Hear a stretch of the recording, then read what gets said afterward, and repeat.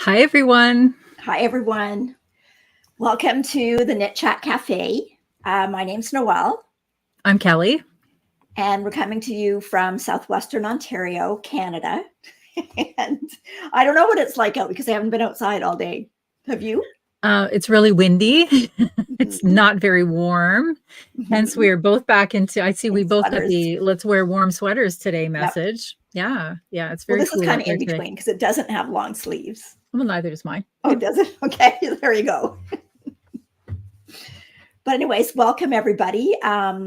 We are a mostly knitting podcast, and the name of the podcast is actually Knits and Pieces, which we don't often say, but this is our Knit Chat Cafe where we get together every Tuesday night with all of our friends from all over. And we're so happy that you join us and that you continue to join us. And we love hanging out at the Knit Chat Cafe. We do. I got a message. And people today. Are getting here earlier and earlier. It's a new game. I read that earlier in the comments. It's become a new thing. It's like, see who can get in there earlier or who can be in there first. And I think Frankie was in really early again, but she wasn't in to stay. She was just in to check and see who was here. Baja Girl. Baja Girl. Is it Baja Girl? I think so. I'm pretty sure. Because those are gone after we come in later. Like we only see them if we go in and look at YouTube before. But yeah, it looked like there was a wonderful little chat going on there. So that's great. And I always enjoy reading the comments just when we hop in here about 10 minutes early and see where everybody's from. I've been trying to put them on the screen with the video just so you can kind of get an idea. But we have people in here from Iceland, from Sweden. I saw people in here from Norway tonight. We've got Wisconsin, North Carolina, like Edinburgh. Hi, Glenda. Glenda's in here from Edinburgh. Mary was in here, and she must be somewhere in the UK because she said she can't remember the last time she was up at 11:30, and I totally get that. Well, hey, lady, Knit City is coming up, and you are staying up later on those nights, so get yourself ready to go. later than 10. 10 is later than 10. When we travel together, I can usually keep you up later. I just bring extra. You're getting up at 5 then. Okay, I'll be there. Do I have to do something at 5? Yeah, you have to knit. Oh, okay. I could do that. Okay, well, hey, so we've done the weather report. We've said our hellos.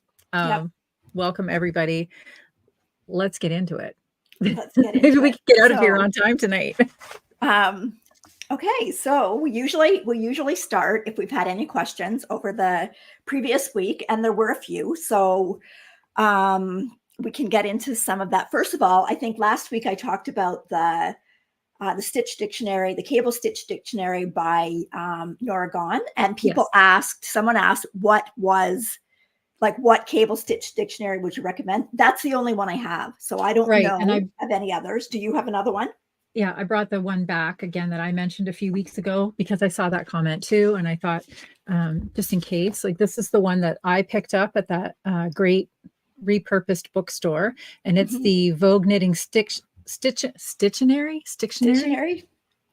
You feel like you should say the CH when you do that because like dictionary, right? Anyway, so it's the Stittionary, volume 2, and it's cables. And I really liked this book. But then when you were telling me about that great feature of your book on how when you put the cable in, it tells you what that cable will equate to in a stockinette stitch, I thought that was a fantastic idea. This book doesn't do that. But I will say that this book is really well laid out. And I've got a place marked where I was working on a cable. So I really like this book too. But yours sounds great. So we would recommend either. And there's probably more. Yeah, the Nora Gone one, like Nora Gone is basically known for her cables and a lot of intricate cables. So the book Yes. goes from the beginning of the book has like your basic, 2, 3, 4, 5, 6 cables, but then it actually takes into the latter part of the book. There's actually cable stitches that would basically take up the whole front panel of the sweater. Yes. And again, in those ones, it is really important to know what the stocking stitch equivalent is, because the more heavily cabled your fabric, as in the Gandalf socks that I'm doing, the equivalency to stocking stitch gets farther apart. Yes. So, but anyway, that was the first question. Another question was, someone was they had to rip out a sweater and they want to repurpose the yarn. So they know they have to wash it, but they don't have like a nitty knotty or something to wind it on. Like basically, I don't know of any other way to wash your yarn unless you put it into that hank form. Because I don't think you can wash it I don't think you can just stick a ball in water. No. So, or it's never going to dry. It's never going to dry, right? If you've got it like that.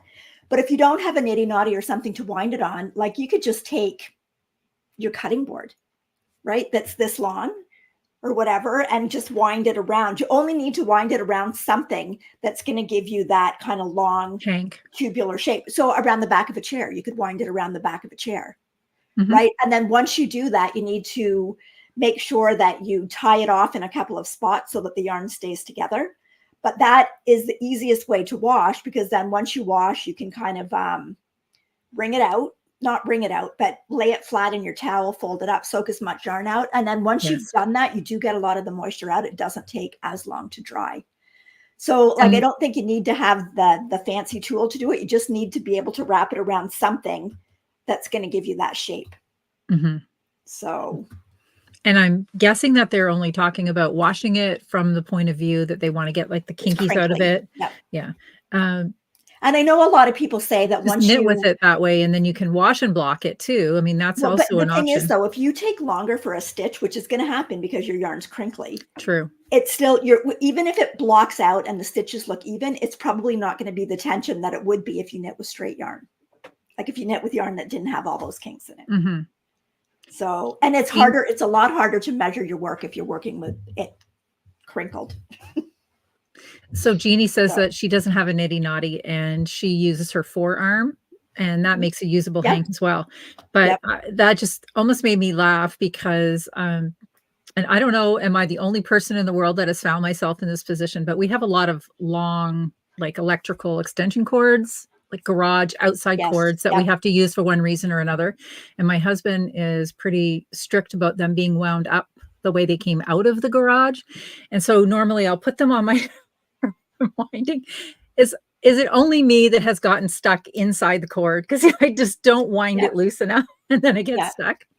But Jeannie's also saying that she steams the hank with her iron to get it. And that would be a really good idea too. Yeah.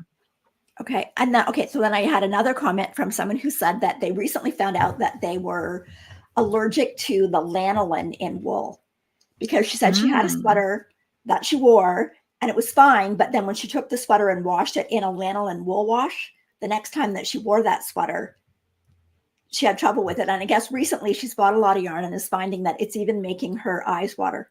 So wanted to know what the best process would be to go about getting the lanolin out of your yarn. Well, first of all, I would say for storing it, if it's to the point where you can't go where your yarn is, I would say you need to store it in some of those collapsible Ziploc bags.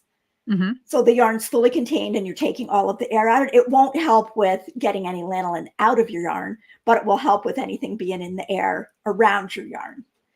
Now, as far as washing it, I did a little bit of reading, and the only thing that I saw that said that would get the lanolin out would be warm to hot water and detergent, some kind of soap. And one of the soaps that was recommended was the Dawn dishwashing soap. Yeah. That's good. That's kind of like the Frank's hot sauce of dishwashing. It's like you put that crap on everything. That is like everybody's go-to soap for removing anything. Well, I do sometimes use, when I'm blocking a super soft sweater, I do sometimes wash dish detergent like that to get a lot of the spinning grease and stuff out of it. Right. So she wanted to know like what process or how to speed up that process. I'm not sure there's a quick way to do it. Like it's a lot of work if you're going to wash all your yarn. my suggestion would be to get it in the Ziploc bags and only take it out and wash it as you're using it. Like, a sweater's quantity, and deal with that rather than having to do the whole thing at once. Because you could end up washing and doing something to yarn that you don't ever use. If you have stashes like ours, obviously we're never going to get to all of our yarn. No. So no. I know I'm cautious about winding it before I need to use it. I like to leave it as it sits, right? Yeah. And she was just wondering if anybody else had found that out, that they were actually allergic to the lanolin and not necessarily to the wool fiber. I don't know. I know that a lot makes of people me curious. A lot of people that can't wear wool can wear alpaca, because alpaca has no lanolin in it. But alpaca has those weird little guard hairs, and sometimes they can be and they said too. that sometimes it's not a wool allergy, but it just could be the fibers, the difference in the coarseness of the fiber. Because some of the reading that I did too said that superfine merino yarn actually cause less reaction in babies than cotton. Okay, fair enough. So, but that's not to say that, and they said that a true pure wool allergy was rare, and most of the time it was a sensitivity to the fibers. Now, I mean, if you have a sensitivity to the fiber and it hurts, what difference does it make if you can't wear it, whether it's because it's a true allergy or a sensitivity, right? Yeah, who cares? If you can't wear it, you can't wear it. And you need to somehow it's upsetting all the way around. Yeah, exactly. Yes. Yeah. So, okay, well, I'm happy to read that a few other people have been stuck in their cords. Oh, well, there we go. No, not the wool, winding up of the power cords. It's terrible. Okay, so Aija, I'm not sure if I pronounced that right. She has a friend who can't use raw wool for spinning, but can spin commercial tops that are without lanolin. So okay, so maybe it's the lanolin then. And maybe, I don't know for sure, but maybe more of the superwash yarns, because of the process that they undergo, probably have less lanolin in them than some of the more rustic type yarns. Than the rustic, yeah, absolutely. That makes sense. Yeah. Who knew? And Nell says that she puts the yarn in a hank, washes it, squeezes a good bit out of the water, then she puts it on a hanger. And I do hang mine on a hanger too, and I try to roll out as much of the water as possible. Okay. And then the last one that I had was talking about helical knitting and switching out yarns. That seems to be a popular topic. So they wanted to see some examples. Well, I looked through some of my helical knit sweaters, and when you do helical knitting, honestly, it's when you hard go back to find and look, it. You can't find it. So for helical knitting, I would suggest there are lots of good tutorials. Just go into YouTube, type in helical knitting. There's lots of good tutorials. Don't get thinking that it's too hard. Like sometimes the instructions sound a little bit more complicated than actually doing it. You just have to follow the instructions and do it. It really is quite easy. So another question that was asked with that was, where do you start alternating? For me, it sometimes depends on if you take two balls of yarn and they look identical, but they're hand dyed. It's not as critical then to me if you don't start right at the beginning, but I would still do it once you get into like a stockinette body. The body, yes. Yeah. But if you've got something and you can see the difference looking at them, then you need to start alternating right away.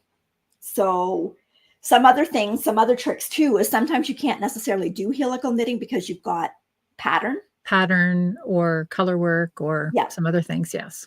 So this is my Riptide slip over, and this is done in the Knitting Loft. This is their sport weight base that the name is eluding me. Mesa. And on this one, I alternated, let me see if I can find it. Because it's got a stitch pattern, I alternated at the beginning of that stitch pattern. So you can see right down here, because you've got the broken rib that starts in there, I alternated the skeins right down this seam here. So you can see that a little bit on the back, but when you turn that to the front, because it is the beginning of a stitch pattern, you really can't see, hold it right so you can see it. You really can't see anywhere in there that the yarn was alternated. Yeah. So you can do that. Another thing that you can do, let's say you've got something that you've got a stockinette body. So this is my love note, one of my love notes. And I did alternate. I had a hand-dyed mohair and a hand-dyed yarn. So what I did on this one, for some reason, there's a lot of balls. And when you're alternating, you're switching skeins. Could be anywhere in the body, right? You keep going around. sometimes I just don't want to do that. So what I did with this is I put in a faux seam down the side, right? So you can see that faux seam running down the side. And then I just alternated. And by faux seam, you mean a purl stitch? Is that what we're talking? Yep. Okay. So just at the side, I put in a purl stitch. And then I can't even see where I did it, but then I carried the yarn down that purl stitch is where I switched yarns on the round. And then because that purl stitch is there and there's kind of that break in the fabric anyway, you don't see where you switch the yarns. So that's something that you can do if you don't necessarily want to do it in the middle. And then it's so easy to know where you're doing it because you're just doing it when you hit that purl seam. So I don't know if you have any other tips on. No, that's good. Lauren's asking if you need to slip 3 stitches always, or excuse me, can it be 2 or can it be 1? It can be any number that you choose. I usually do 3, and I don't know why. 3 is just I sometimes do 3. Sometimes I'll switch it up because if I'm going around and I know I'm going to get to a seam here where I'm going to have trouble, then I'll shorten it up because I don't want to get to that seam. I want to take less time to get to that seam. But sometimes when you do just 1, you can kind of see it a little bit. So I think it's better to do 2 or 3. And remember, you can even do more than that. Like you can actually, when you get to the end and you're done 1 yarn, you can actually slip all the way back around to the beginning of the round again. But yeah, so those are just some different ways that you can kind of handle it. But, you know, if you do have 2 yarns and you can see even just a tiny bit of difference in them, you're going to for sure see a line if you just knit one and then join in the other one. Yes, absolutely. So, you know, like it sounds like a lot of hassle. And I mean, I admit if I don't have to do it, I would really choose not to do it. But I do think that you're going to be happier with your project if you end up doing it. And, you know, maybe you had skeins that you might not have seen the difference, but you don't want to get to all the way to the end of the project to find that out. That's right. That's right. Okay. So we had this comment while we were talking about it. Sue says that Mary Pavis Egbert of Camay Fiber Arts has an excellent book on washing fiber. So that might be something that you may find interesting if you wanted to do a little more research on it. Thanks, Sue, for pointing that out for us. Oh,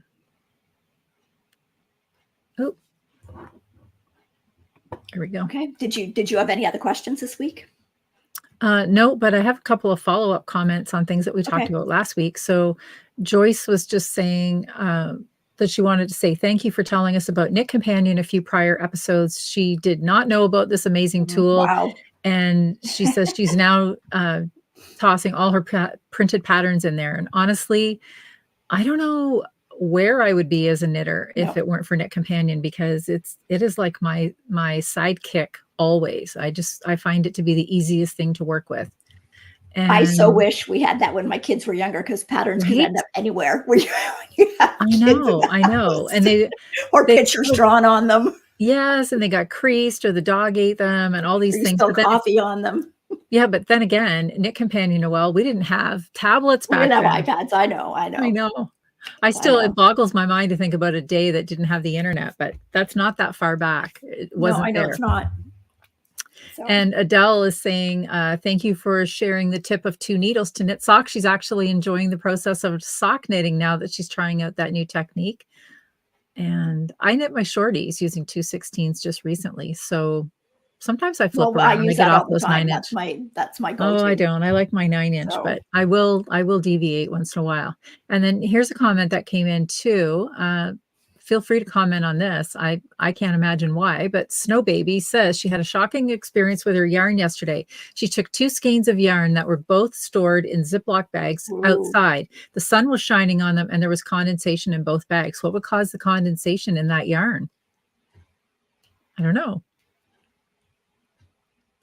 I don't have an answer for that. Bag? I don't know. I have not ever found that but I don't know. Yeah, I don't know. I guess yarn can soak up moisture that's in the air though, just as easily as anything else can. Yes. And we don't know where she lives or where she pulled these bags out. And I guess sun will create moisture. Think of a greenhouse, right? Even if you think it's not a very ambient, moist temperature. But anyway, okay. Somebody's saying we didn't even have mobile phones. You're right, Kim. We didn't. I remember my first mobile phone that was massive. It was like, It's like, I can't lift this thing, Dance. I know. They weren't very mobile. And then you didn't want to make a call on it because it cost you so much money. So you just like, you had it for emergencies only. Yeah. Goodness. So Susan says all wool has moisture and the heat of the sun will make it evaporate. So, and wool is like a sponge. Kim said that's true too. Yeah. So. Okay. Moving on. Yes, we should move on to what we're wearing. Okay. Do you want to go first? Sure. Okay, so we're both I wearing am color wearing work tonight. We're not matching, but we are both wearing similarly styled sweaters in complementary colors. Yes. So I am wearing the Somerset sweater by Beth McDonald Stone. And this, I knit it actually, I finished it last year when I was in New Zealand. Whoops. So there's a picture in New Zealand, gorgeous, beautiful day. So you can see it's kind of cropped. It's done in Holstgarn Super Soft. The body of the sweater, the main color is Cloudberry. And then the colors that are in the yoke are, what are they? Sugar Snap. Calypso is the green. Thistledown is the purple. And then the Ecru. So it was a joy to knit. Like the yoke was just addictive. So I couldn't wait to get that done. And I still really like Holst Super Soft, held single, makes a beautiful fabric for a sweater. And it definitely does soften up. Fantastic for color too. Yes, it is. And it definitely does soften up once you've actually washed it a few times. And like I said, the trick of washing it with some dish detergent first, and don't be alarmed because this dark color, there was huge amounts of what looked like dye and dark, but none of it went into the yoke. So I've been lucky. I've had other people say that they have had especially slow run, but I have not. And I know some people say they put them in to spin. I never put I've had problems with putting in some of my garments to spin with them shrinking up a bit. So I never do that. I always just soak in a towel, step on it to get as much moisture out as possible. And then I lay it flat and put a fan on it to dry it. And I've had no problem. So yeah, same here. Okay. And I am wearing the Sheep Camp sweater by Jennifer Berg. And I do have a picture so you can see. And I did not knit this one in New Zealand, but it is knit with yarn that was purchased in New Zealand on Noelle's trip. Another coincidence. So this is the Skeins brand, which is their Southlander Sport. I don't know if it actually had a color name. I don't know if they had color names or just numbers. It did have a color, but I can't remember what it was. Might have been something like a mulberry, or I'm not really sure. And then the top is the Spin Cycle, and it is in the colorway After Midnight, which is the Knitting Loft color, their special color that you can only get at the Knitting Loft. And I really like this sweater. Now this is, for me, this is definitely maybe the most rustic sweater I have that I put next to skin, and it doesn't bother me. Now, if it were a warm day and I was kind of feeling overheated in it, I'm sure it might, but I really enjoyed making this sweater. The color work was very engaging. It was a single skein. It did say that I would have needed more of the Spin Cycle than I did need, but I managed to eke it out. I had a tiny little bit left out of just one skein. And I was thinking if there was a problem and I was running short, all that I would do was just maybe shorten one of the patterns a little bit, or I could have left off one of these rows right here. I could have left that off and then had enough, but I had no problem making that in the one skein. And I really like the sweater. I love the colors together. They it isn't a color that I would probably have thought to pair together, but I thought together they really worked well. And I love the sweater. I have yarn to make another one.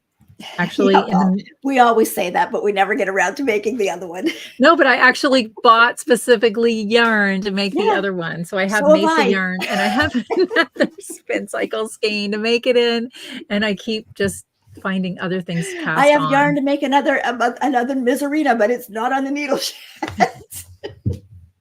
There's there's just so many things that come out. It's really, I know there's all these things we want to make a second time, but anyway. Yeah. Oh, Stacy said she saw me wearing this sweater at Rhinebeck. Yes, it is one of the sweaters that I wore to Rhinebeck. It's very comfy. And I was able, at Rhinebeck, I had just a little bit of a t-shirt or something underneath it. So I had that little bit of a layer. I like a 3/4 sleeve too. I talk about this a lot, but I wear a watch. It drives me nuts if I can't see the watch when I need to see the watch. I can't stand having to pull up the fabric of a sleeve. So even if I'm wearing a long sleeve, chances are you're going to see that I've turned it up over the watch anyway. So this is sort of a spot that I like too. Sometimes I think if people are not sweater knitters and they aren't really thinking about this kind of bracelet length or 3/4 length, do they think that poor woman must have really long arms? There's no sweater that is like long enough for her arms, but this is a design choice for me, or a knitter's choice. I just find that like my hands are in water all day washing them too. And I find I'm always pushing the sleeves up anyway. So yes. I mean, I do like, if it's cold out, I do like a long sleeve, but you're right. I don't like when the sleeve comes down over, well, especially because the watches are chunky now too. So it's pushing your ribbing out of shape too if your sleeve comes down over. Yes, so, for sure. But yeah. Okay. So do you have any finished objects? I do. Okay. I have, well, I have 2 that are for sure, and technically a third, but how many do you have? I have just 1. Yes. Well, technically I finished 3 socks, but they don't count as a pair because they're all different. Okay. Well, my goodness, I get to start. So you get to start. Full disclosure, only one is a knitting project. Well, no, one is a knitting project. One is my Advent for the month project, and the other one is a sewing project. So I guess we're still really finished together at one knitting project. Not that it's a competition. Who has a competition? Okay. So what I finished, and I'm really thrilled with, is my scarf number 4. So I do I'll find the banner. Okay. So I finished this, and this I made out of the Cashmere Reborn from Gathering Yarn, color 5. So it is 95% cashmere, but it's recycled cashmere, and I'm not sure what they do to recycle it. Doesn't even matter. I know that it's 100% soft. Things I love about this sweater scarf is how neutral it is, and this very nice. Yeah, I like the stitch pattern. Defined stitch pattern. And here's the thing. Okay, so I think that's the right side. There's the right side. Okay. Here's the wrong side. Yeah. It doesn't look a lot different. Yeah. So it's not one of those things that, like, once you have it on your neck, you really have to worry too much about what side of the scarf is showing. I think we've all done that. We put a scarf on and then we're like fiddling so that you only see the right side. This is one of those scarves that it's really, really not going to matter. And I did, I took a picture. There we go. So just to kind of give you a little bit of an idea of just sort of what a great little neutral it is. It's just when you need that little extra something around your neck, or you just want to maybe elevate an outfit a little bit. I think this would work really well with a denim jacket. Just to, like, I think everything goes well with a denim jacket. Who am I kidding? But it's so gosh darn soft. Like, there's nobody that would ever have any kind of a skin sensitivity against that. I can't imagine anyway. And it was really fun to do. So, and it didn't take me that long. It took me longer only because I'm the kind of person I get about, I don't know, halfway through a project and then there it sits. So I was just past the halfway mark last week. And so then I did the rest of it, the other half, this week. And I'm really happy with it. It's a great project. Yeah, I think that's about all I can say about it. I think definitely this one's too big to wear in my hair. I don't think there's any way that I could do that.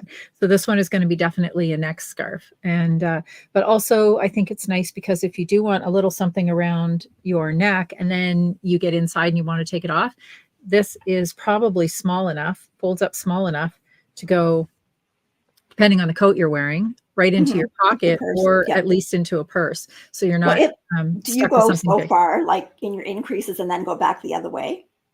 No, I went to the point where the pattern told me to go because I hadn't quite, there it is. I hadn't quite gotten to the halfway point of, or sorry, Okay, let me rephrase. This yarn came in 25 gram balls. I had 2 of them.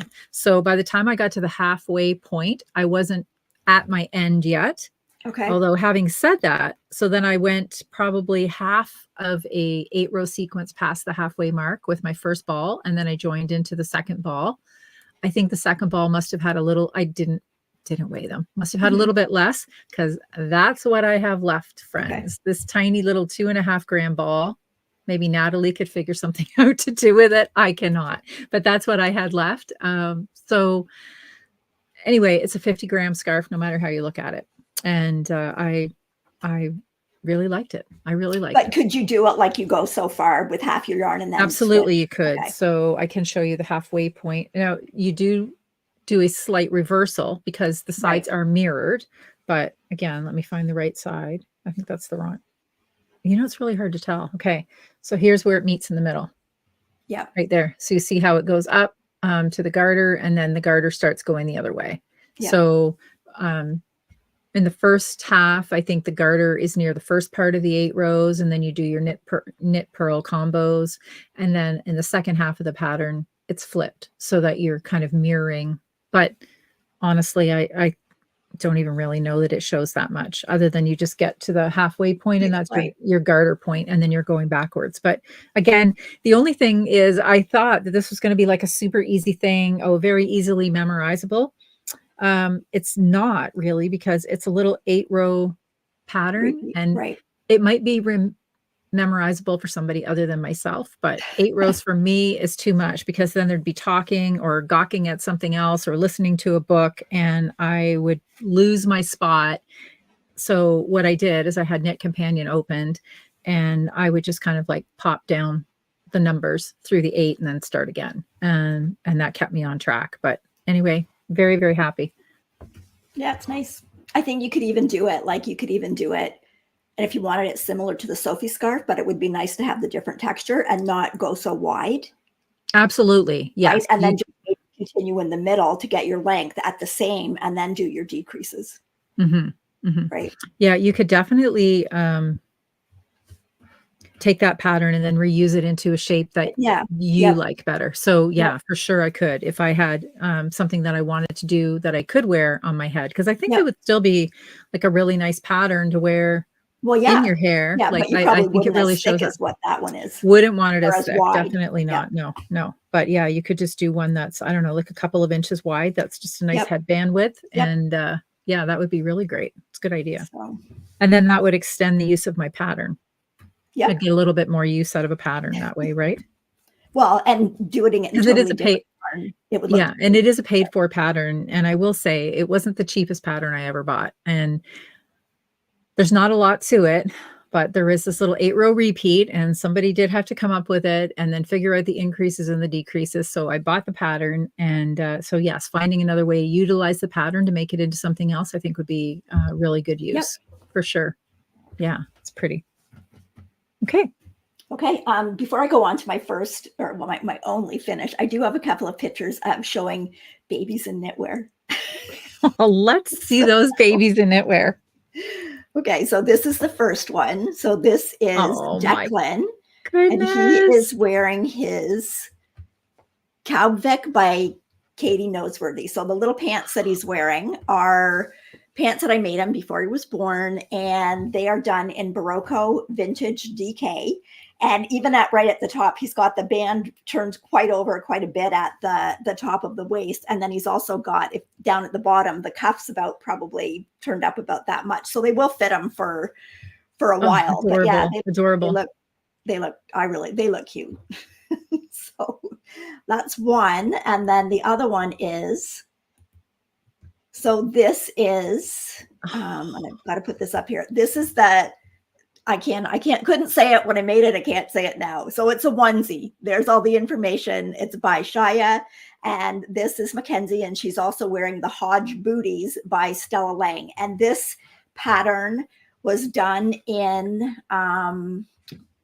Direful Yarns Slasher Sock. And that was a skein of yarn that we got when we were in Chicago. And it's a really pretty, it's got like peach and pink and like a pale yellow, but the little romper's got long sleeves. So it was perfect for this time of year.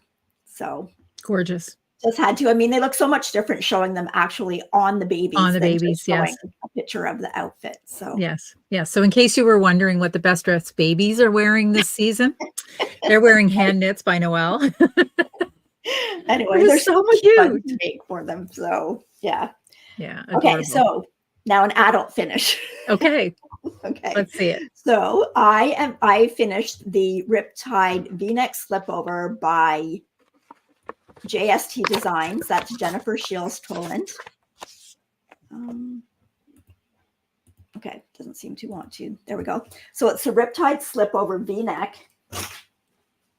And here it is. So it's got, I did the version with the split hem. And there's the V-neck. And I do have some photos here to show. I'll grab them. Okay, I got them. Okay, so this first one I'm showing, and it's got, it actually, I can wear it perfectly for a summer top because the underarms, I don't have my arm up there, but in the underarms, it does cover my bra. Bra straps are covered at the top. It's still long enough, even with the split, that we don't have any stomach showing, so I can wear it as a summer top. And then here's a picture of the slip over with just a shirt underneath, which Ross told me when he was taking pictures, Noelle, you should have ironed that shirt. There's a grease at the bottom. So thank you, Ross.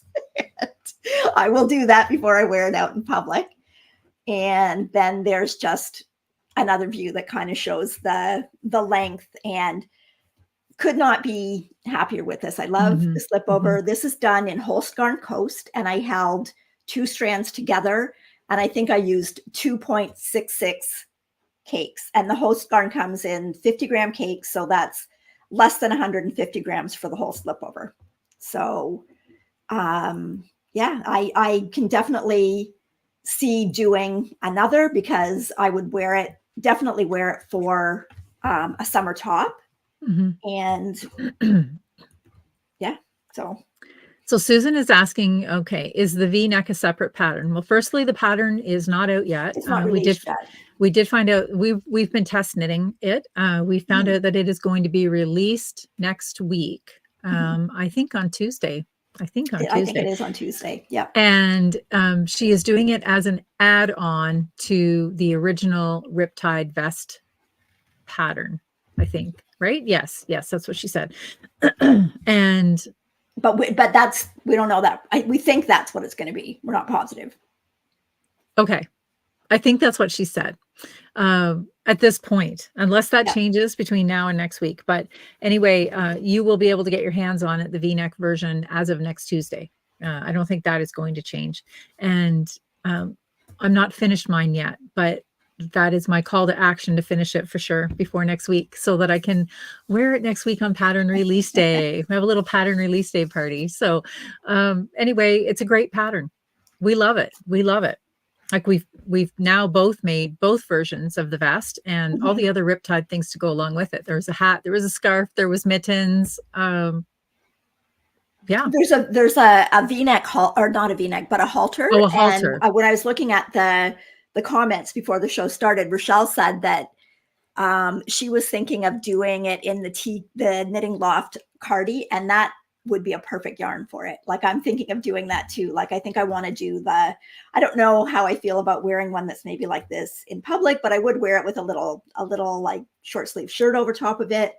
But yeah, which yarn? Sorry, which yarn? The Knitting Loft Cardi. That's the one that I just used yarn in the Tolsta tee. It's 50% hemp and 50% merino. It's a DK weight, so it would work perfectly for that, and it would be a nice summer yarn to do the project in. So, and it's got lots of really nice, cool colors. So, so, and someone asked whether I like the V-neck better than the scoop neck. The V-neck's maybe a little bit more versatile for me, simply because the scoop neck done in, and it's because I did mine in a woolly yarn. Well, I just showed mine. I had mine here earlier, but I dropped it anyway. And it comes up to here, so it would be a little warm to wear as just a summer shirt. So I like them both. I don't know. I like them both. Right, at the moment, good for different options, really like, and it depends on what what yarn you've used, I think.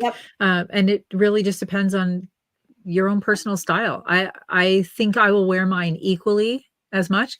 I am making mine, I'll show it later under what we're working on, but mine's in a little bit heavier yarn than yours. So I know that I'll just wear them interchangeably. And I'm going to do the same thing. I'm going to full out copy the way I made the first one with the split hem, sorry, because I absolutely love that vest. I wear it a lot. And it seems to go with, I don't know, a lot of things in my wardrobe. And this one, this new color is a color that I think will go with even more things than a very bright orange.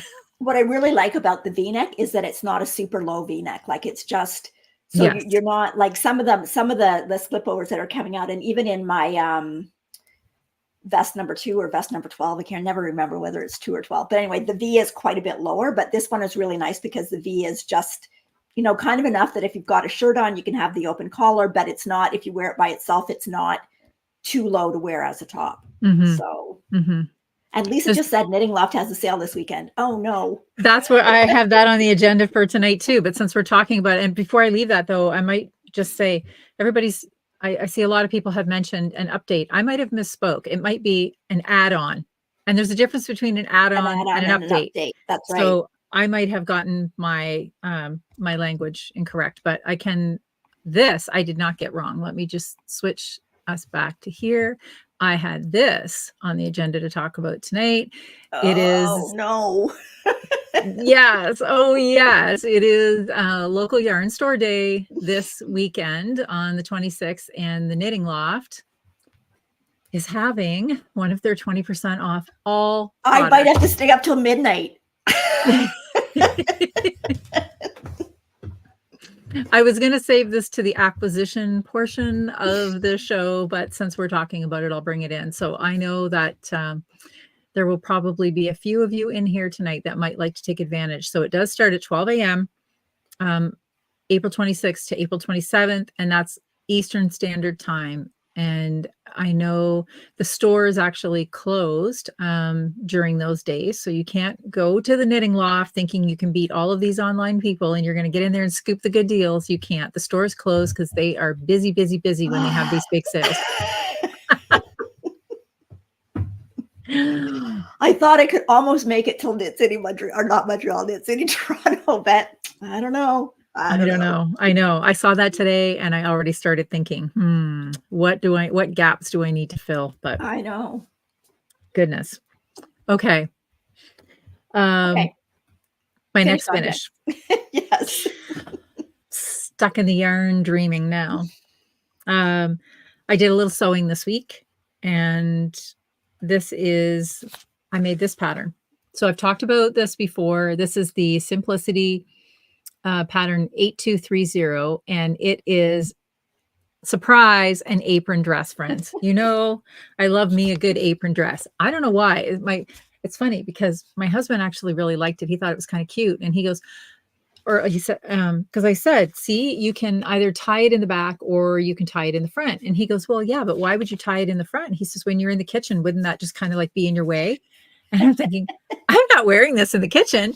And he said, isn't it an apron dress? And I go, well, yes, but dress being the word. I'm not wearing this as an apron. I'm actually wearing this as a garment. So what I did, I actually bought some beautiful fabric. It's an embroidered chambray that I want to make this in, but I haven't made this pattern before. So I wanted to make a wearable toile. And I know it's a ridiculous word, but that is the word. So I made a wearable toile, and I made it in a fabric that I really liked until I saw it in pictures, and my goodness, it's very, very bright, let me tell you. So here is my wearable toile.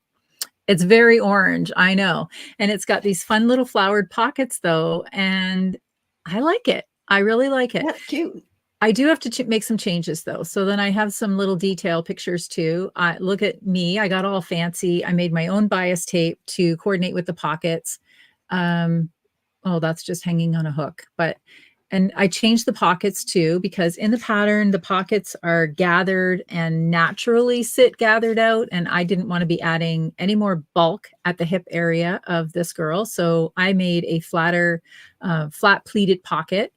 And then this is just a picture of the back of it. And the other thing that's different too that I did, and I don't really know that you can see it in any of the pictures, but I can show it to you here. They actually don't seam this together here. This is left open. So I didn't like that. Yeah. So the front and the back are never stitched up. Like they just hang open. And I thought that's just leaving the pattern open for the back to get bunched up if you sit down or something. So I stitched mine together and I kind of wore it around the house one day just to see sort of how it felt. And it felt okay. So things that I would change moving forward that I need to adjust. So I made the size large in the pattern. And although I don't think it's a fault of the pattern because it sort of looks this way even on her, I find this here, this part across the bust, to be a little bit wide. I think it could be trimmed in a little bit. And I would have to readjust the neckline because I find my neckline sits a little bit high. I would like it to sit just a tiny bit lower. And having said all of that, because I'm short-waisted, I found that where it opens at the side, well, no, you can't even really see it. Where it opens there at the side, I feel that could be up a little bit higher. And I think if that was sitting up a little higher into my natural waist, then the entire garment would fit a little bit better. So I'm glad that I made this wearable sample out of cheap fabric that I got at Fabricland just for fun. And it may end up being nothing more than an apron at this point. I don't really know. But anyway, it was fun to try something new and different. And I will adjust it before I make the chambray one. So that was my next thing that I finished. Okay. And you still have one more. I have one more. And technically this will slide us right into whips because it is still just a whip. But this goes with our Makealong that...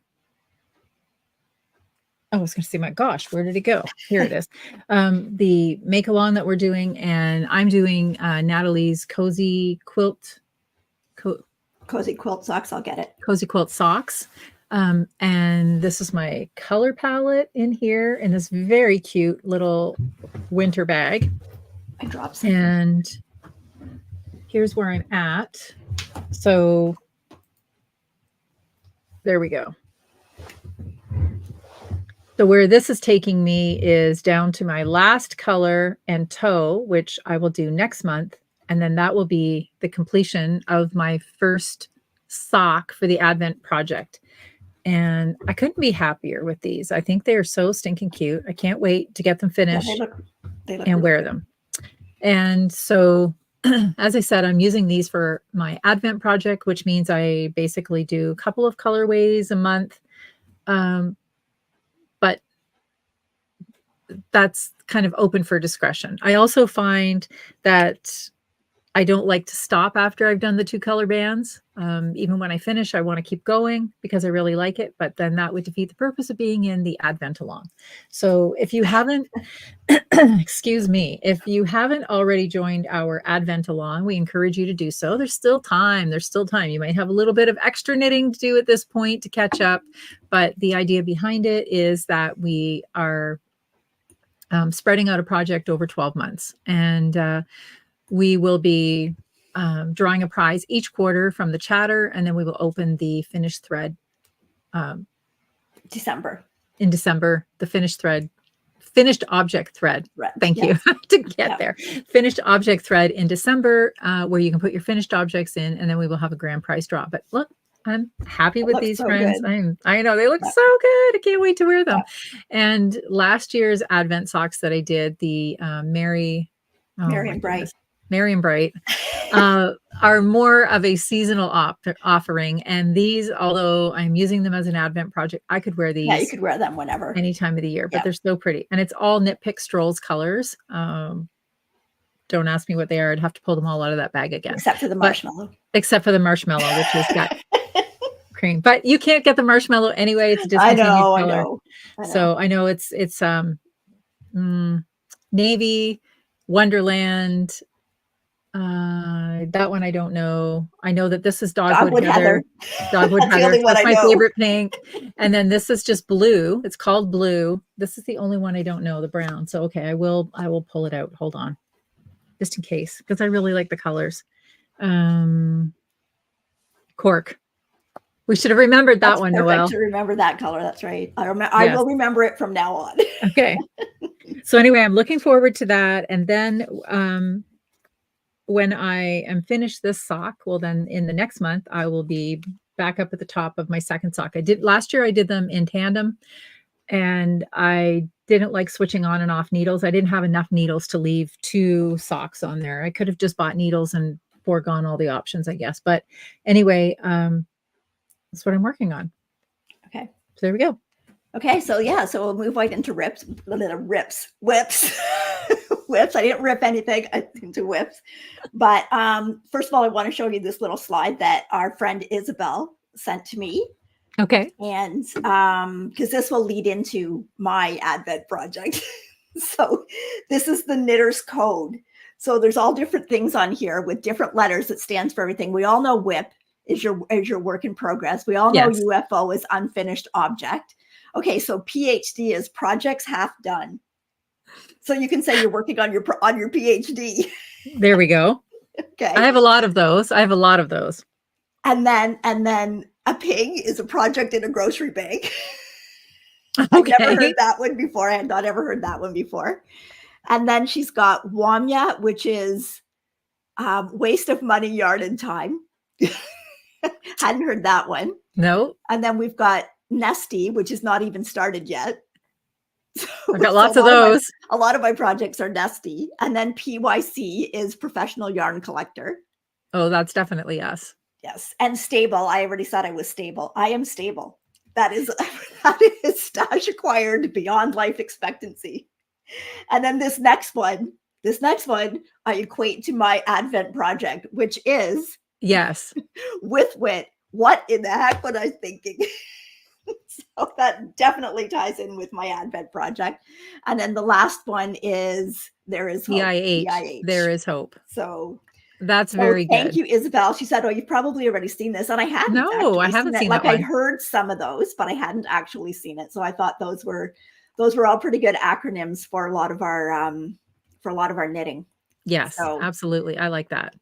Yeah. So having said that, my knitting project is to knit Lord of the Rings socks for all of my family members, which means I have to do an adult pair a month and then somehow or other fit 6 kids pairs in there. So it is April, and I am working on pair number 4, and pair number 4 is the Gandalf socks by Claire Ellen. I think it would be easier to excommunicate some of your family members. I have the first one done. It's so good. And I am very happy with this sock. And again, this is for one of the boys. I say boys or men. This is for one of my sons. And this is an 88 stitch sock. And that's when we're talking like the stocking stitch equivalent. So normally for one of the men's socks, I would do a 72 stitch sock on a 2.25 millimeter needle. This is 88 stitches on a 2.5 millimeter needle. So I did modify the pattern a little bit because the pattern was supposed to go into the heel. I changed that because I wanted the heel to be more wearable to put it into shoes. So I decreased stitches around here down to 36, which is what I would normally have for the heel of the sock. And then I continued the bottom of the sock with a 36 stitch foot. When I got to the bottom here, I decreased across the toe to that 36 stitches before I did the toe of the sock. So the yarn, the gray yarn is Barocco Yarns Vintage Sock in the colorway Smoke. And this is just a 75-25 yarn that I had in stash. It's not marshmallow because it was a 50-gram ball, but it's just in a neutral color. And then since I do have to have these ones done by the end of April, I do have the second. Oh, you're well on your way. You're well on your way. I do. I've got it counted out. I have to do my required amount on it every day and it will be done. This will be a finished pair by next week. And that will be pair number 4 done. 3 of them are the men's socks and only one of them is the women's sock. So very nice. Very nice. So those will get done. Julia had this to say too. When we were talking about the whips and things, Julia also says there's a fart, which is the Fiber Arts road trip. Yep. So We'll be So, going on a fart with Julia soon. yeah, that's right. Anyway. Okay. Yes. So how many whips do you have? I have two. I have 5. Okay. You show Not another counting the one. one I just showed. Okay. Okay. Show So another one. my next one is My Lauder by Rebecca Clow. And this pattern comes and has various different options. I am doing the one that she shows in this version here, which is the V-neck cardigan. And I am doing mine in Drops Yarn Daisy in the Cobalt colorway. So here is what I've got so far. I've got the 2 fronts done. It looks so good. The back, and I've got it joined. So the details are gorgeous. Like here's the, this kind of sits, it kind of goes like this. It kind of goes off your shoulder at the back, but really nice detail. Very common though in a cardigan construction is that the seam actually sits to the back of the shoulder. Yes. It's really nice. And then her details down. Now there will be a button band picked up, but even her details down the front, you've got that cable that goes all the way down. So the details are just beautiful. And the pattern has V-neck cardi, round neck cardi, V-neck vest, round neck vest, V-neck pullover, round neck pullover. So lots of good options in the pattern. So Sarah says she thinks she sees a mistake in your cable. She's just kidding, but I'm like, goodness, don't get her started on that. She will have to take that. She will have that sweater taken out by tonight, Sarah. There is not. So anyways, I wouldn't be able to go to bed ever. No, not ever. You'd be up all night tonight. So, okay. So that was the first whip. Okay. Kim is saying it is called a fully fashioned shoulder, which stems from English tailoring. Well, very good. I didn't know that either. Yeah, like I've actually noticed a lot of the things that I'm doing lately have that, because the vest that I just finished kind of had that too.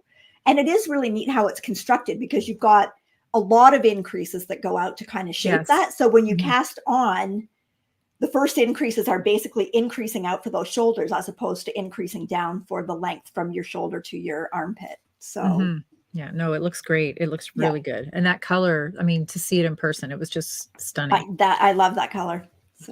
So I will show this because this refers back to something that we talked about a couple of weeks ago. And it had to do with if somebody makes a mistake and then they rip out, how do they handle that? And we had both said that we don't often do that. We'll try to find a way to fix it no matter what before I move forward.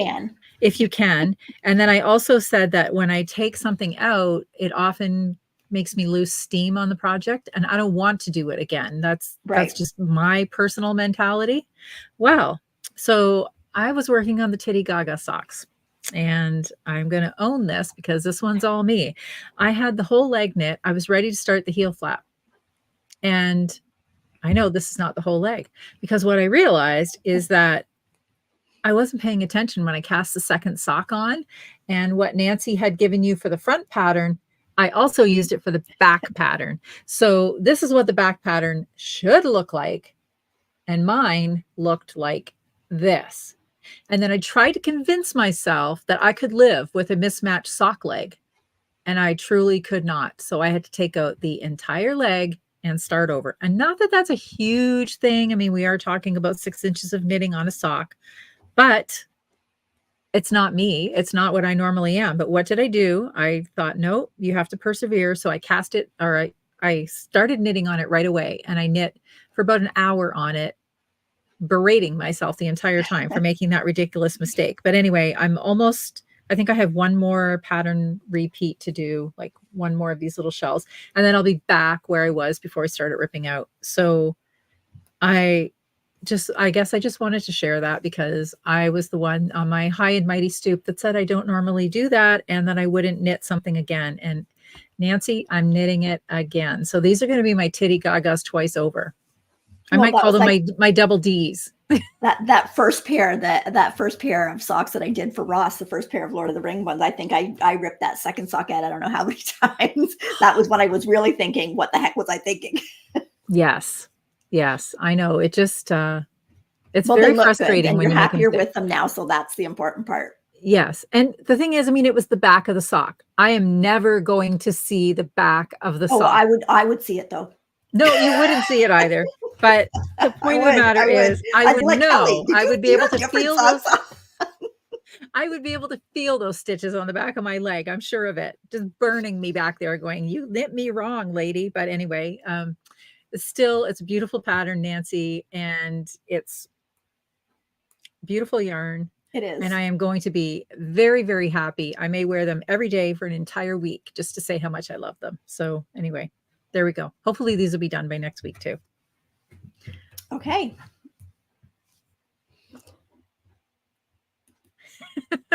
Janet says, oh, Kelly, I laughed when you said you thought you could live with a mismatched sock and couldn't. I could never do that either. I don't know. I just could not. I could not. I don't know why. That's how would you even take a picture of them? I know. I would just have to show you the front of that leg. I would never be able to show you the back of that leg. Turn that around. Okay, if I had decided to live with it, I never would have told you. You would be the last person I would have told. Okay.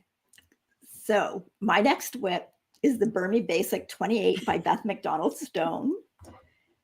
And I am almost ready to split. This is a lot of knitting. This is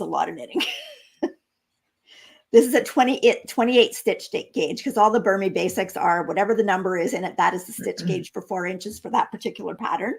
So this one is 28.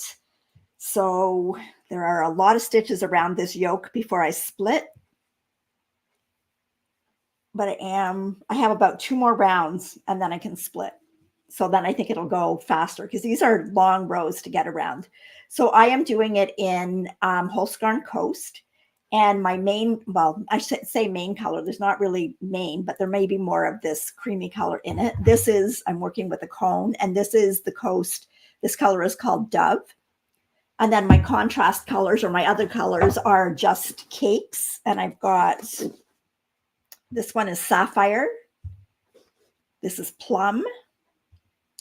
This is Honeydew. And this one is Amber. So I used my stripe sequence. I generated it through the stripe sequence generator. And I have been following it, what I generated exactly, except this honeydew stripe down here was actually supposed to be cream. And I thought, oh, that's getting too much cream in there. So I just want to change it up. And I put the honeydew color in it. So, and now I have finished the first repeat of the colors. So like you. That's so like you. What? To make a plan, and they're like, well, no, I'm still going to change my own plan anyway. You just can't comply, can you? So you can see here, this blue, I am starting the sequence again. So this is the blue that's up at the top of the neck, goes into the cream, and then we'll follow this color sequence for the rest of the It looks gorgeous. sweater. I love it. I really, really like it. Yeah, it's fun doing it. Like I said, like right now it's a lot of stitches around, but once I've got it, it always seems to go faster once you get split for the sleeves and you've got a smaller amount that you're doing for the body. But it's not, you're not doing any less stitches. You realize that because you're doing the body, then you still have to do the 2 sleeves, and that still adds up. The sleeves are going to be short sleeved. Okay, fair enough. So, fair enough. Because I want it to wear, because it is like the Coast Held Single is a really lightweight fabric. So it is going to be more of like a spring summer type t-shirt. So yeah. Anyway. Okay. Thank you. There's lots of people that have chimed in and talked about their mistakes. Of my knitting. Yes. Yes. No, lots of people have chimed in and talked about re-knitting their oopsies. Thank you for that. So I'm not the only oopsie this week.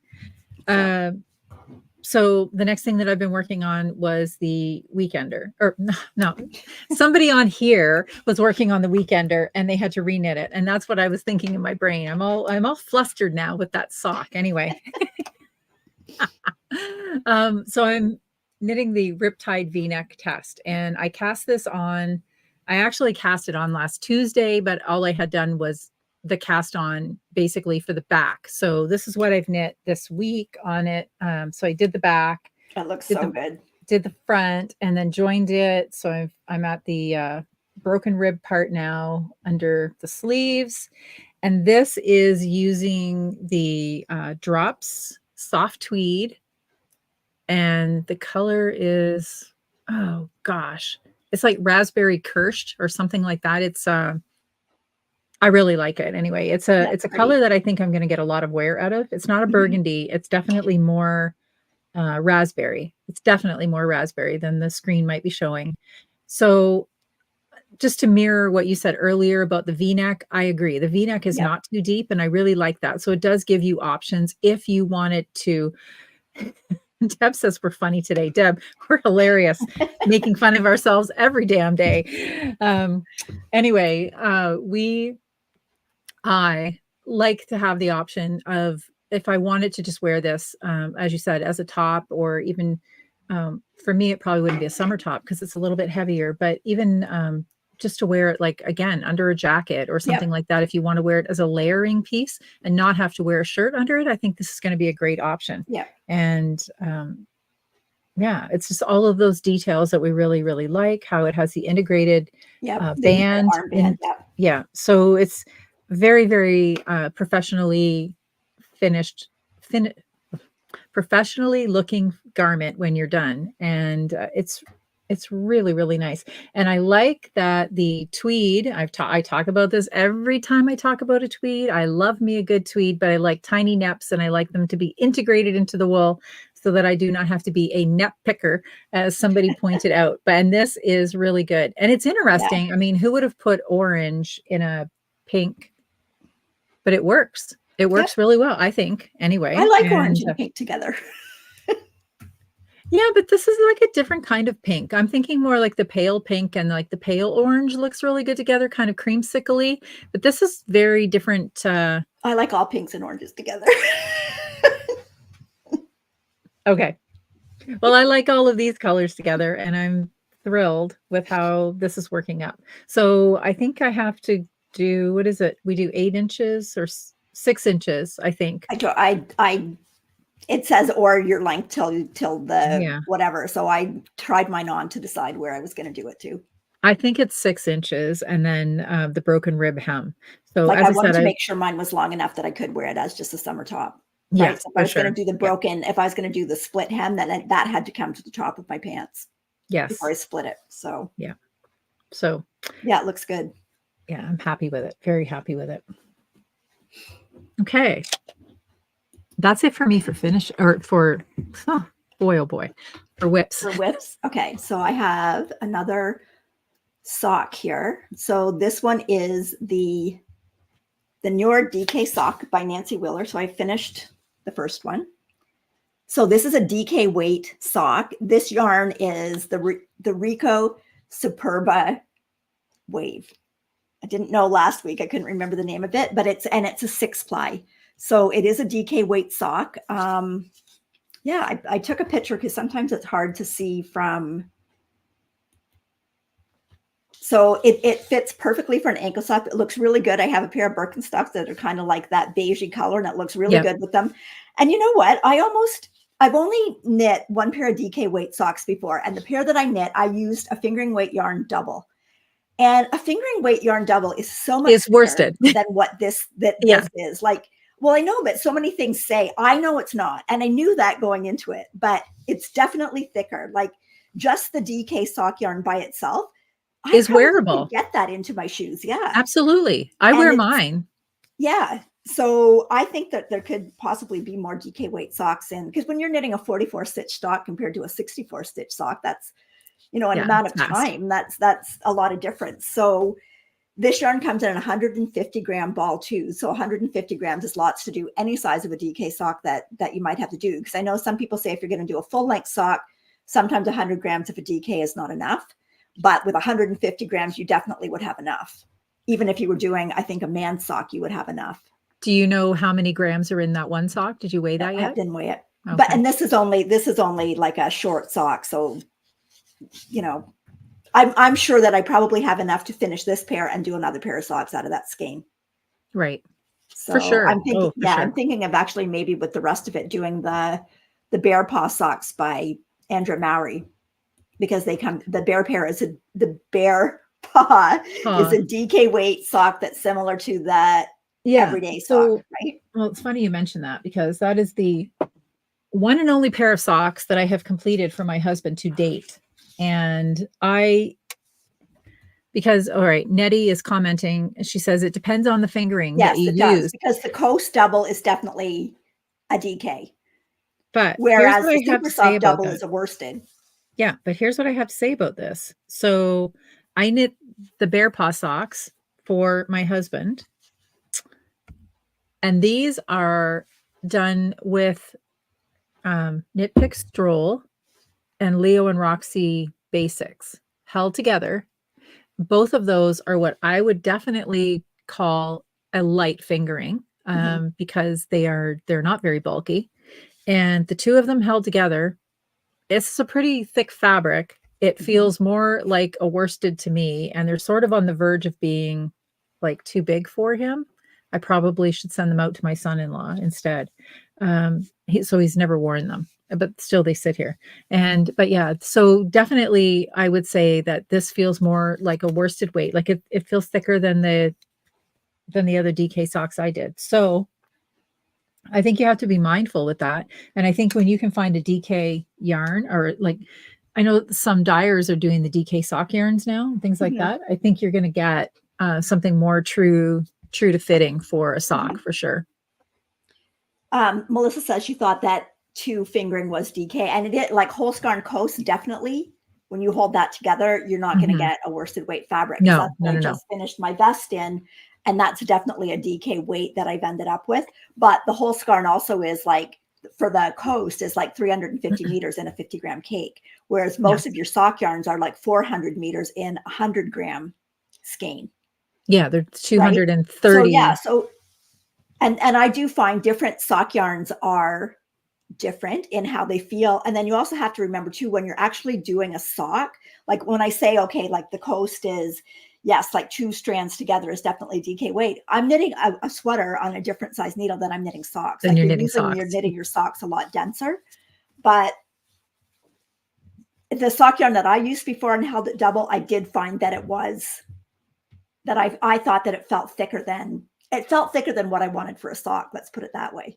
So whereas this is just the DK sock yarn by itself, and it seems to be like a fabric that I could definitely wear in boots. So, yes, for sure. Yeah. I don't know. And I mean, I guess even when you look at comparing it, because if we look at like Holskarn, and we've got Coast and we've got Super Soft, like the Super Soft, I will knit at an 18 stitch gauge if I hold 2 strands together, which is like a worsted. But Coast, I would never do an 18 stitch with 2 together because the fabric would be way too loose. Yet they're both classed as fingering weight yarns. Yes. So like it depends on the yarn. So basically what we're saying is all fingering yarns are not created equal. You have to sort of know what you're talking about there. Linda asked before we move on how many balls that I've used so far. I'm knitting the size 2 vest, and I have just started my third. These are 50-gram balls, and I've just started my third. So I'm guessing maybe I'll go through 5, maybe total by the time I'm done. So. Okay, so this week, when I finished the slip over, I wanted to start another sweater project. Well, for the life of me, I could not decide on what to knit. I kept going back and forth, and I'm showing pictures to Ross, and I'm doing this, and I'm like, it was seriously like knitting paralysis. Like I was like, I get that. I get that a lot. What? I could not decide what I was going to cast on. I'm like, do I want a cardigan? Do I want this? Do I want to do? So finally, in the end, I decided on. So I just basically finally decided yesterday. So I decided. Show us. I'm excited. I'm excited to see this. Well, I am doing the Neela by Natasha Hornby.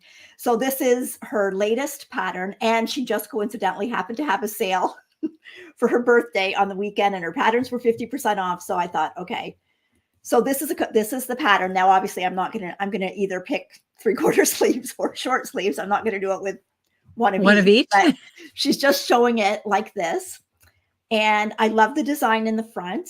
And I thought, okay, I can do that. And the yarn that I got out to do it in from my yarn stash is this. Ooh. So this is my Sonder Yarn Muse, which is 90% merino, 10% linen. So this is yarn that I got at Knit City, Montreal last year. And you can see I've got both of them caked up.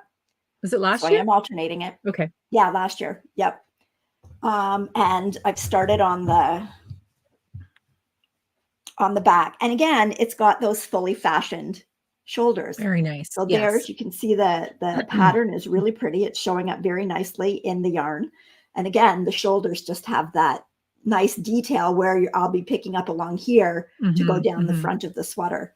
So I did start alternating it. And again, this is a, and they do look relatively close, but I'm not taking a chance.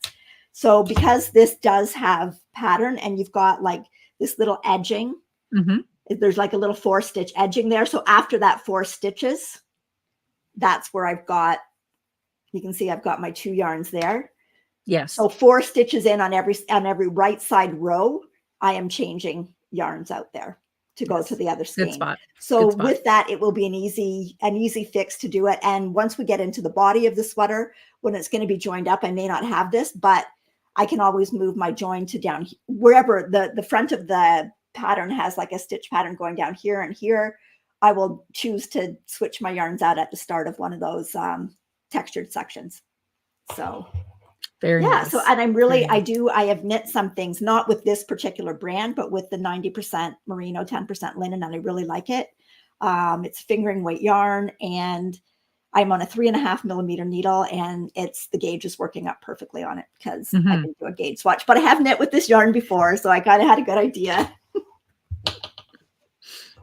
Do you think, is it exactly the same as the Loving Path? Does it feel much like that? Yeah, because that was the 90-10 too. Yeah. And I did my Willa tee in that last year and I really liked it. So So I really like the yarn. I love the color. The color is called Free Spirit. And that's the color I think that you did. Yes, my Heartwarmer tee. Yes, but it looks different because this a different base. This is brighter because it's a different base, whereas yours was had the Masham in it, which has got more of a dark base in it. So the color gray base, the yarn a little bit differently. So anyway, so I really do. This color this year is everywhere. And maybe I just see it. I don't know. But it is. And I'm like, yes, I'm loving this. So, I just said, well, if you can't think, knit pink. Knit pink. So that was one thing I cast on. And that was the sweater I cast on. So then I also cast on a sock. Oh my goodness. Where did I put my sunglasses? I can barely even look at that. So this is a pattern. This is my own pattern because I couldn't find something that I wanted. So I had to make it up. I knew I wanted a ruffle. And this is going to look so cute coming out of white tennis shoes with this pink ruffle. Anyway, so this is, I took a picture of it because I figured it might blow out too much on, so so you can see like the pattern design. So I saw there were socks with ruffles and there were socks with texture, and I didn't see one that had both. So I decided I wanted one that had both. So what I did, I cast on, and this is in the Leo and Roxy. This is their natural sock, which I find to be again, there's a fingering weight sock, but I find it to be a little bit thicker. Yes. So I just cast on 60 stitches. So I still can't believe that they can get the natural sock to that intensity. Oh, I know. That flabbergasts me. It really does. So anyway, so I did 8 rows of knit 1, purl 1, twisted rib. And then I didn't want to have to sew on this or pick up stitches after. So what I did was on the next round, I knit into the front and back of each knit stick, and I knit stitch, and I purled into the front and back of each purl stitch. So I doubled my stitches. Yes. Then I went around and I separated them onto 2 needles. So one of the needles was going to be for my ruffle. And the other one was going to be to continue my rib. So underneath the ruffle, I did another 8 rows of ribbing. And then I wanted, the ruffle is the same color, but it's in their silk mohair. Oh, okay. I was thinking it does look fuzzier than the sock. Okay. Yes. So the ruffle is done in this is what I had left over from I had 5 grams of mohair left from my vest that I just finished. So I knew I'd have enough for the ruffle. I waited as I was going along so that I would know how long I could make the ruffle. So then I knit so far in the sock, I finished the rib, and then I went back because I had to do the ruffle because I wanted to see what it looked like. So in the first row on the ruffle, I would have just had 64 stitches. So the first row I knit front and back of every stitch to increase to double the amount. And then I just knit and stocking stitch for the ruffle and then cast it off. And then I was looking through a bunch of stitch patterns to see what I wanted to do for the stitch pattern. And this pattern is called Mock Honeycomb. So it's a 4-stitch repeat and an 8-row repeat. So which means it's really easy to keep track of where I am. But in this one and in the Njord sock, I just want to say that because there are slip stitches involved, if you're counting rows, I had to do more rows than normal because doing the slip stitches kind of shortens up your length. Mm-hmm. So yeah, so I think I really like them.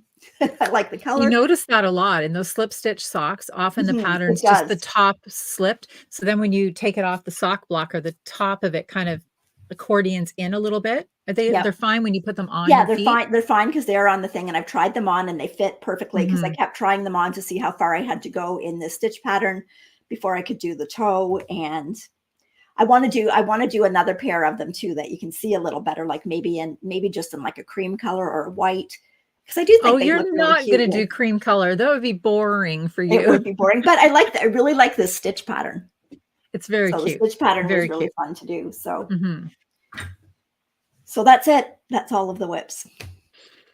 So, but I was thinking, I have to get back out my pressed flowers cardigan because that's why I didn't cast on another cardigan because I thought, nope, I've got the lauder on the go, and all I've got left on my pressed flowers is the sleeve. So I might get that out and see if I can finish it for Knit City Toronto. Very nice. Because the cardigan's a good thing to have.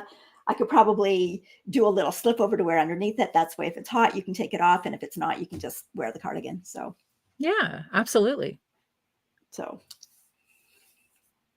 okay. Yes, it will go with my vest. That's what I planned. My white pants, my hot pink socks, and my hot pink vest. And I can roll my pants up a little bit on my white tennis shoes and my sunglasses.